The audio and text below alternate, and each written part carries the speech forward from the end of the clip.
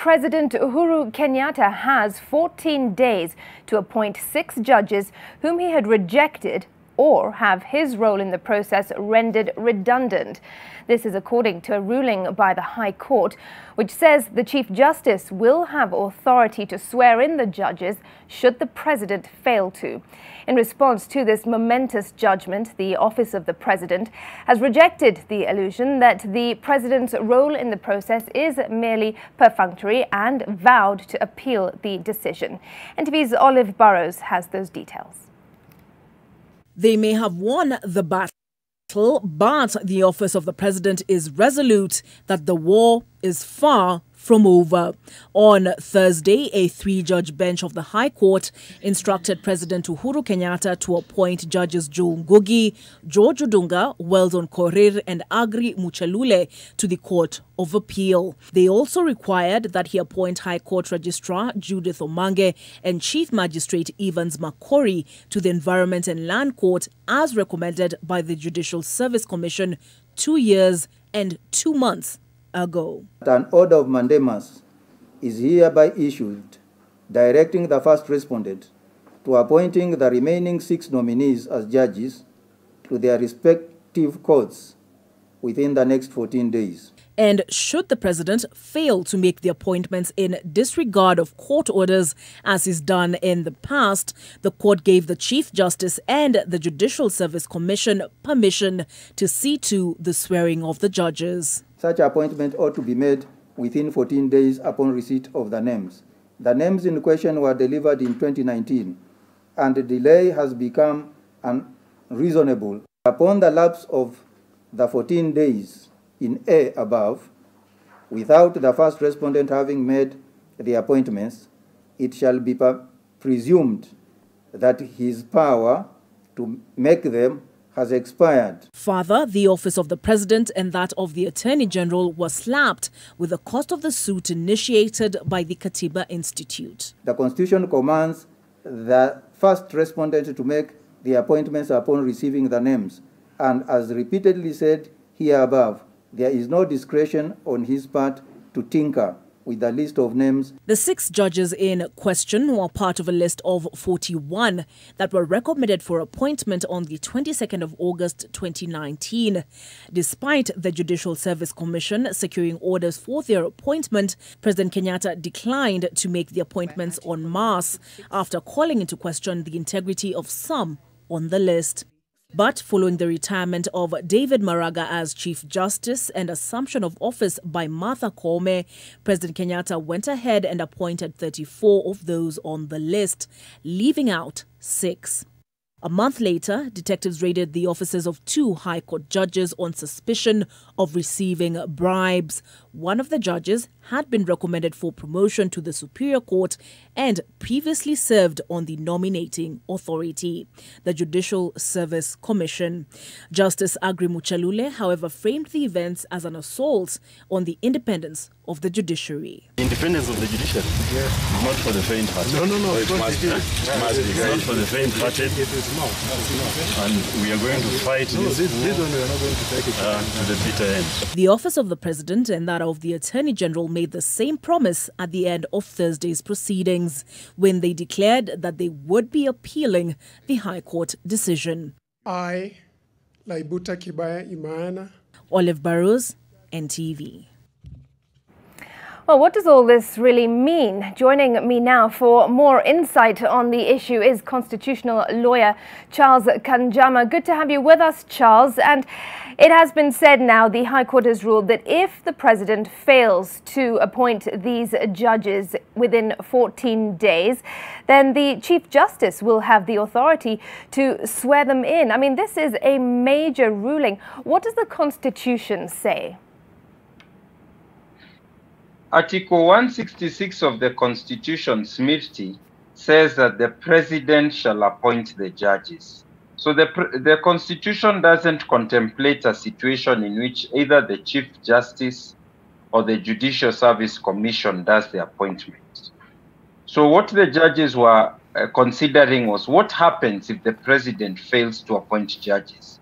The Attorney General and the President, who are the second and first respondent in the case, respectively, argued that they have already filed an appeal in the Court of Appeal, saying that the idea that the president is compelled to appoint judges and does not have a discretionary role is against their reading of the Constitution.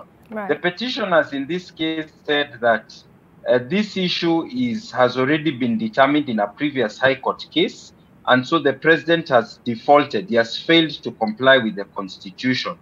So that is what the court was determining. So the court went beyond what the Constitution says, because the Constitution only says the president to appoint. It doesn't contemplate an alternative situation. Right. So, Charles, now what could happen then if, well, the office of the president has said that they will appeal this. So what would the next step be then if, say, they win the case? Could that be a possibility? It's a possibility, and the situation is quite untidy, because if the president and the attorney general are not successful in getting stay of the court orders, the Chief Justice will be the one to decide whether to swear in the 6 judges. So in the event that she swears in the 6 judges as judges of appeal, and then the Court of Appeal later decides that the president was right, then those 6 judges who would have been sworn in would have to be unsworn. It is a very untidy situation. They will already have handled cases in the Court of Appeal, and if the Court of Appeal later decides that they shouldn't have been sworn in without the president's appointment, it becomes untidy. So we are in uncharted territory, uncharted waters right now. And even us as legal experts, we are trying to check what will be decided by the Chief Justice, by the Judicial Service Commission, by the Attorney General and the Office of the President. Of course, as lawyers, we've been arguing that the president should comply with the law, but he has been arguing that he should first exhaust his right of appeal to the Court of Appeal. And that is why we are in this situation. It's unclear what should be the next And in the first place, the president did not appoint these particular judges on grounds of what he called concerns over their integrity. So does he have any ground to stand on based on that argument? He has already filed an appeal against the original judgment that said that he has no discretion, and it is for the Court of Appeal to decide. What I find unfortunate, Smirti, is that the Court of Appeal is the one that should be in charge, the master of its own procedure. I don't understand why the Court of Appeal has not been able to expedite the hearing of the president's appeal. And if it is a question of typing of proceedings, that is again an issue that is within the jurisdiction of the High Court. So it seems that the court has delayed in doing its bit of expediting the appeal for hearing, and on the other side is penalizing the president. So it's a bit untidy, and I would really hope that the judiciary can at least expedite the original appeal that was filed by the president, the new appeal, that we get a resolution once and for all on whether this argument of the president that he has some integrity concerns against the judges is merited or it is just a frivolous argument. Right, all right. So it is probably a matter of waiting and seeing. But Charles, how do you read into this in terms of the relationship between the executive and the judiciary? It has been termed that these events are an assault on the judiciary. I think the judiciary has got quite frustrated with the fact that the president has failed to comply with several court orders that have been issued by the judiciary. And the judiciary doesn't act on its own interest. It acts on the basis of the public interest and as a protector of the Constitution. So they've been given a constitutional role. And all persons, all state organs, all institutions are required to comply with judicial decisions. So the judiciary is a bit frustrated, almost irritated that there are organs and offices in the executive that keep disregarding court orders, and they are kind of like taking matters into their own hands. But there is a danger, because if the judiciary is completely disconnected from the other arms of government, it can affect their own sense of integrity or their sense of kind of like accountability or trustworthiness. So there's a need to get the right balance in which everyone obeys and complies with court orders, but the judiciary is also accountable to the other arms of government because there are checks and balances in the court. Okay. And one of the mechanisms for accountability is precisely that judges are appointed by the executive, not by themselves. All right, Charles, I'm afraid that's all we've got time for, but thanks very much. And let's see what happens within the next 14 days. It's certainly a story that we will be keeping close tabs on.